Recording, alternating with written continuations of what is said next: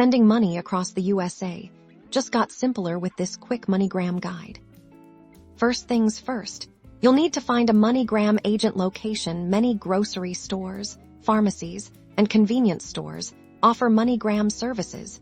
You can easily find one near you by visiting the Moneygram website or using their mobile app. Once you're at the agent, you'll need some information from the person you're sending money to. This includes their full legal name, as it appears on their government-issued ID, and their complete address. Next, decide how you want to pay. You can typically pay with cash, a debit card, or a credit card. Keep in mind that credit card transactions might incur additional fees. Now, you or the agent will fill out a send form.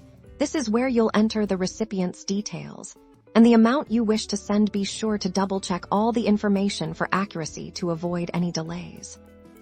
The next crucial step is the fee. Moneygram fees vary based on how much you're sending, and the payment method. You'll be able to see the exact fee before you finalize the transaction. Don't forget to factor this into your total cost. Finally, hand over your payment and receive your receipt. This receipt will contain a reference number. Your recipient will need this number to pick up the funds. The money is usually available within minutes, making it a fast and efficient way to transfer funds domestically.